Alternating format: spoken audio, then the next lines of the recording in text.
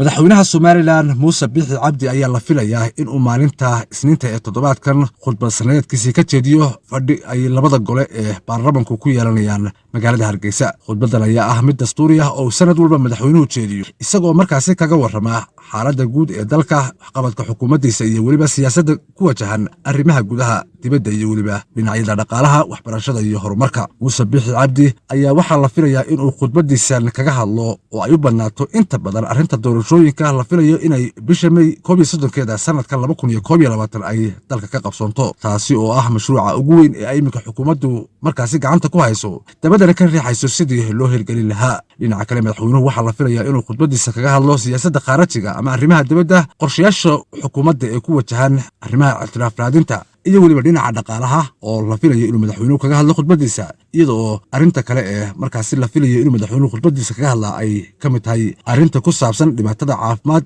ee uu caalamka ka geystay cudurka coronavirus, Somaliland heerka uu ka marayo iyo waxyaabaha xukuumadda iyo weliba bulshadaba looga baahan yahay si loo xakameeyo cudurkaasi oo toddobaadyadii u dambeeyey soo laba kacleeyey. Khudbadda madaxweynaha ayaa si weyn loogu dhegtaagayaa maadaama ay ku soo beegantay ama sanadkan uu ka xasaasisan yahay sanadihii hore, aadna loogu dhegtaagayo waxyaabaha uu kaga hadlo ee ku saabsan dhinaca doorashada.